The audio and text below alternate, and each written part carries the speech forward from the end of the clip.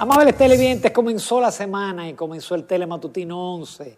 Encantado de estar con todos ustedes por Telesistema Canal 11 en los Estados Unidos, a nuestros hermanos y hermanas que envían las remesas, que sostienen en parte esta economía, que nos pueden ver a través de TV Quisqueya, Canal Optimum, Canal 1096. Muy buenos días a todos, buenos días Jacqueline Morel. Hola Ramón, buenos días República Dominicana, señores, bienvenidos a Telematutino 11, lunes 31 de agosto, como siempre la invitación para que nos permitan acompañarles a esta hora de la mañana, comentaremos la actualidad y también tenemos una interesante entrevista. En esta ocasión vamos a conversar con el doctor Radamés Jiménez, ex procurador general de la República y también actualmente es miembro de la dirección ejecutiva del partido Fuerza del Pueblo. Esto es parte de nuestro contenido, les invitamos a que nos acompañen. Que siempre es bueno comenzar la semana recordando que el tema principal del país es la pandemia. Hoy algunos medios hablan de disminución de contagios, de aumento de las camas. Eso es verdad, hay un alivio en las camas. Pero lo de la disminución del contagio hay que tomarlo con mucho cuidado, porque eso depende del número de pruebas que se estén haciendo. Yo tomé una serie de periodos, como aquí hubo un pico a raíz de las elecciones. Yo dije, bueno, los 3 o 4 días antes de las elecciones fue que los partidos se tiraron a la calle. Entonces uno va del 1 de julio al 19 de julio, pensando en los 14 días después de las elecciones, que es el periodo de incubación, y usted tenía ahí casi 20.000 contagiados, 19.468 y 227 muertos. Toma el periodo siguiente de la misma cantidad de días, de 18 días, del 19 de julio al 6 de agosto, aumenta todavía más, 23.600 los contagiados y 265 los muertos aumentan. Pero vamos a un periodo más reciente, 6 de agosto al 24 de agosto, es verdad que baja dramáticamente a 15.000 los contagiados, pero aumenta a 327 el número de muertos. Y reitero que el número de contagiados es una cifra que no es muy certera porque depende del número de pruebas.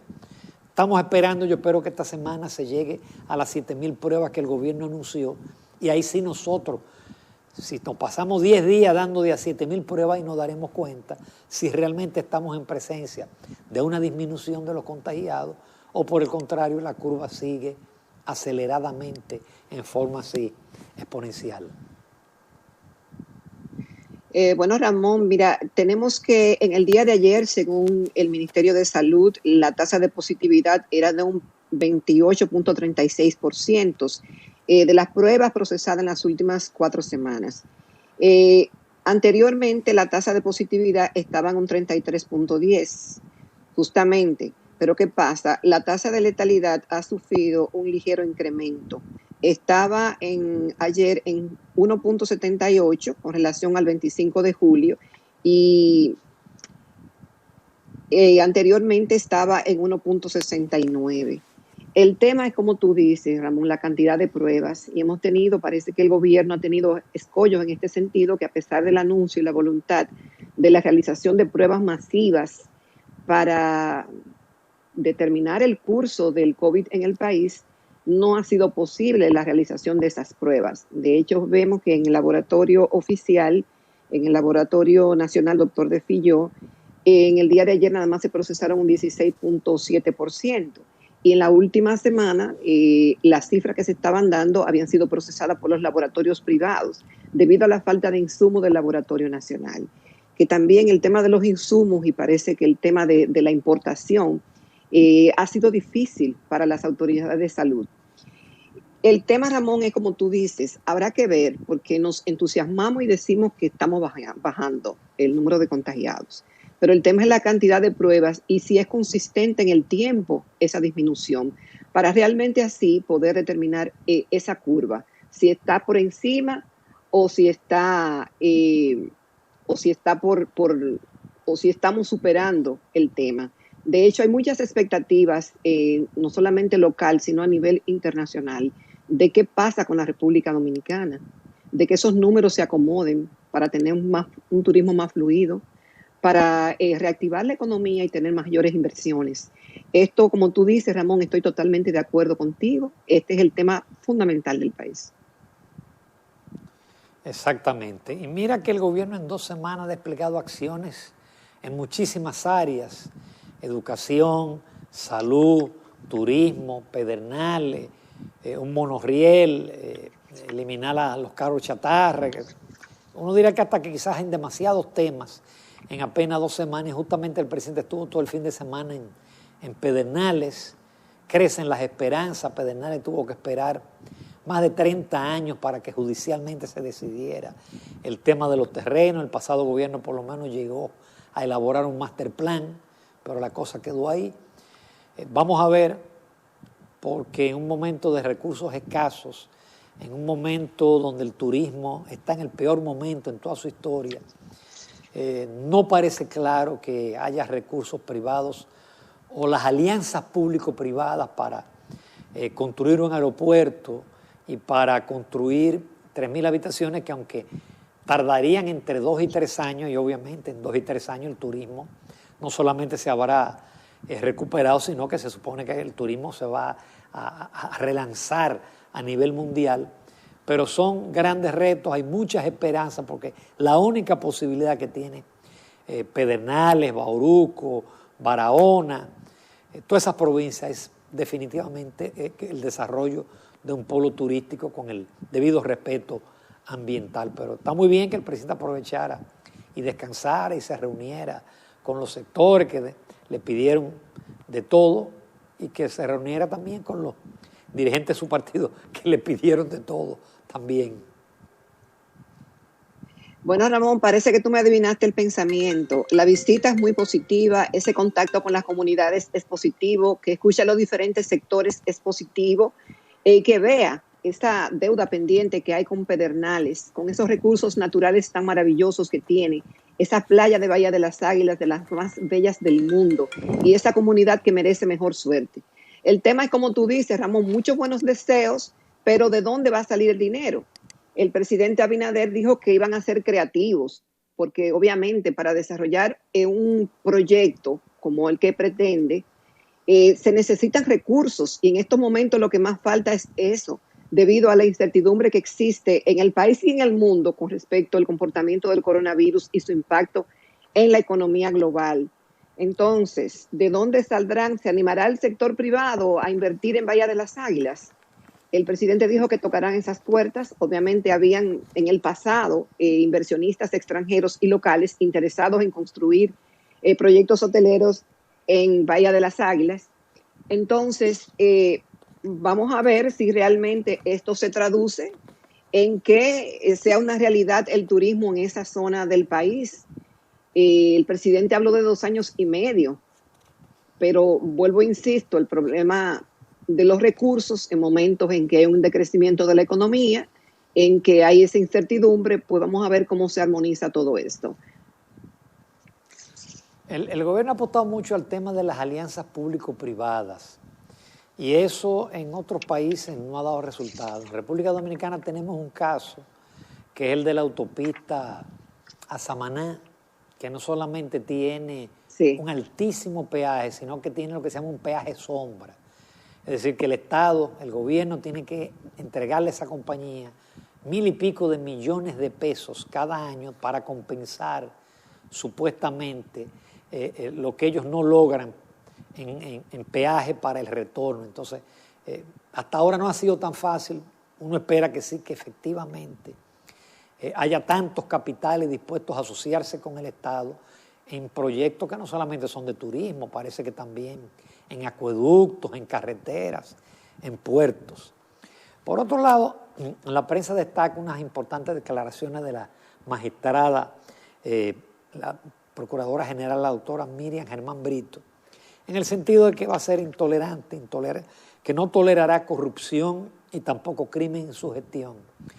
Pero observen que ella siempre insiste en el debido proceso, en la integridad personal, en la formulación de un buen expediente, porque hay gente desesperada que piensa que ya hoy debe de haber preso, que debe haber preso el mes que viene, y en su momento deberán haber sometidos, no necesariamente presos. Pero eso toma tiempo. Preparar un expediente bien hecho toma tiempo. Y no podemos desesperar. Así es, Ramón, la jefa lo peor que puede pasar. Sí, la jefa del ministerio. Lo peor que puede pasar es un expediente malo que se caiga y ahí el corrupto queda liberado ya para siempre. Así es, Ramón, la jefa del Ministerio Público dijo que las investigaciones se harán a profundidad, teniendo como norte aportar pruebas a los tribunales que, por haber sido recabadas sin violar los derechos y apegadas a la ley, podrán sustentar una sanción que soporte cualquier escrutinio que ejerzan los procesados a través de los recursos legales a su disposición. Oh, Dios mío. Y bueno, esto es una buena información. Como tú dices, Ramón, hay que esperar. La Procuraduría dice que tienen la misión de reconectar con la Procuraduría General, con las Cortes, las Fiscalías y todas las áreas del Ministerio Público. Mira, por otro lado, hay un caso todavía en que sí parece relativamente fácil. Y el director de Contrataciones Públicas, el licenciado Carlos Pimentel, que era el director ejecutivo de Participación Ciudadana, él señala que el caso del asfaltado, que tiene muchas aristas, porque una cosa son los 11.500 millones otorgados, y ya la Dirección de Contrataciones Públicas de la gestión anterior dijo que fueron ilegalmente otorgados. Está la denuncia del director de presupuesto de que se pagaron más de 19.000 millones de pesos en la transición justamente a estos contratos de asfaltado. Ese parecería un expediente relativamente fácil para los que estamos fuera. Obviamente se requieren de auditorías y la Contraloría parece que va a asumir el gran reto de auditarlo absolutamente todo. Bueno, con ese tema, Ramón, de la Contraloría y de las auditorías, hay un debate de lo que dice Finjus, de lo que dicen otros abogados expertos en la materia. Lo cierto es que, como te digo, estamos en un momento difícil para el gobierno en términos económicos y para el país, pero es que el gobierno tiene que saber lo que recibió y si está bien lo que recibió y aplicar los correctivos del lugar para que no ocurran esos mismos errores en el futuro. Así como también la gente se centra en el tema de que si esas auditorías que haga la Contraloría pueden servir de base a denuncias en la justicia. Bueno, ya esto se determinará en el camino, pero lo importante es saber en estos momentos qué fue lo que se recibió. Es importante, aunque no hayan recursos, tienen que aparecer para eso, porque de la única manera en que se puedan aplicar los correctivos y marcar una gestión diferente es a partir de recibir claramente lo que se recibió del pasado gobierno. Mira, por otro lado, para tener una idea de la gravedad de la situación, ya las cifras del Banco Central a enero-junio revelan una caída de menos 8.5%. Para tener una idea de lo grave que es eso, señores, en la crisis del 2003-2004, la economía cayó 1.2%. Pero ese numerito, menos 8.5, detrás de sí, te revela pérdida de empleo, caída del ingreso de la gente, mayor pobreza, en fin. Así como cuando la economía crece, hay mayores empleos, hay mayor ingreso de la gente. Cuando cae, pasa totalmente lo contrario. Si uno quiere ser optimista, uno diría, bueno, la caída se va aminorando porque en marzo, en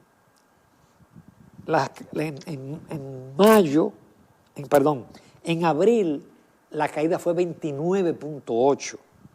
En marzo, menos 9.4%. En mayo, menos 13.6%. Y en junio, menos 7.1%. Es decir, uno queriendo ver el vaso, en vez de ver medio vacío, verlo medio lleno, cada vez la caída es menor.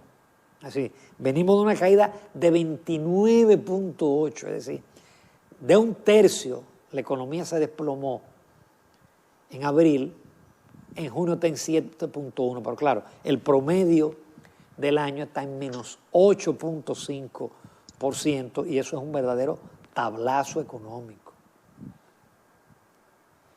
Así es, Ramón. Y mira, para los que decían anteriormente que cuando había crecimiento, ese crecimiento no le veían el valor que tenía, en razón de que decían que el crecimiento no era inclusivo y que solamente beneficiaba a algunos sectores. Ahora vemos, señores, realmente cómo es cuando baja este crecimiento y cuando el crecimiento es negativo, la cantidad de empleos que se pierden, de empresas que cierran, la incertidumbre, y esto ha afectado a numerosos sectores. Lo bueno de todo esto, como tú decías, que esa pérdida de crecimiento pues ha ido cerrando, cada vez es menor, y la reapertura gradual de las actividades económicas pues han hecho, en coordinación con una política monetaria y fiscal, de apoyar a las empresas, apoyar a los hogares, pues esto ha tenido un resultado positivo en la población dominicana.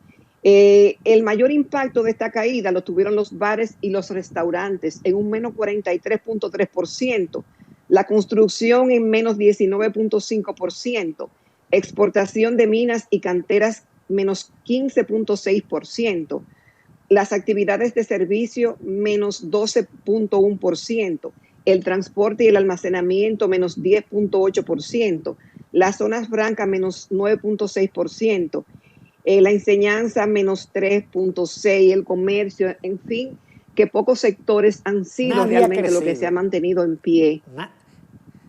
Ningún sector ha crecido, probablemente el de los supermercados, la venta, pero como los supermercados entran en la categoría de comercio, el comercio es muy amplio y hay otra parte del comercio que no ha crecido, que está paralizado. Pero eso es como cuando tú tienes una fiebre de 41 y te baja a 40. Cuando está en 38, 38 te da fiebre, porque dices, no, pero estoy mejorando, porque yo la tenía en 41 y ahora la tengo en 38. Sí. O como cuando mueren 20 o 30 o 40 de la pandemia, cuando mueran 2, es grave todavía. Mientras muere una persona es grave, pero ya tú dices, no, va disminuyendo el número de muertos o el número de contagiados. El Banco de Reservas anuncia que dispone de 5.000 millones de pesos a tasas cómodas para las MIPYMES. Las MIPYMES son las empresas que más empleo generan en términos relativos, pero también son las empresas que históricamente son las que tienen, la mayoría tienen la menor vida de duración, porque son muy vulnerables. Esa es una buena noticia, el hecho de que haya recursos disponibles para estas empresas a unas tasas realmente asequibles para que puedan tomar un poquito de oxígeno y de levantarse y de evitar, por supuesto, que haya una quiebra generalizada en el sector, porque ahí todavía son más empleos, aunque en muchos casos se trata de empleos informales, pero al fin y al cabo un ingreso es un ingreso, aunque sea informal en momentos como este. Nos vamos a comerciales. Ramón, son 5.000 millones para las pequeñas y medianas empresas. Para las pequeñas y medianas empresas, Ramón. Y esos préstamos se harán a través de la facilidad de liquidez rápida. Vamos a ver cómo se hará esto, porque volvemos al punto. Esas empresas que ahora mismo no están generando, que están semi-paralizadas, o las que se paralizaron y quieren reactivarse, ¿de qué manera convencerán al banco y de qué manera pues serán sujetos de crédito otra vez? Ya veremos. Bueno, por eso fue cuando se decía que el margen era del 3 que iba a prestar el Banco Central al 8 que prestaban los bancos, no se prestó. Tuvo el banco que modificar y flexibilizar, es decir, que se preste a la tasa de mercado. Entonces ahí es cuando los bancos se animan, porque van a tener un mayor margen de intermediación y una mayor capacidad de absorber las posibles pérdidas. Lo ideal es que el gobierno hubiese establecido también una parte en garantía, pero parece que los recursos gubernamentales no alcanzan para ofrecer colaterales de esa naturaleza, que sí hubiera dado de verdad un mayor empuje al préstamo a las pequeñas y medianas empresas. Nuestro invitado es el doctor Radamés Jiménez, quien es ex procurador de la República y es miembro de la dirección ejecutiva del Partido Fuerza del Pueblo. Con él hay muchos temas legales y muchos temas políticos que tratar, así que no se pierdan esa entrevista.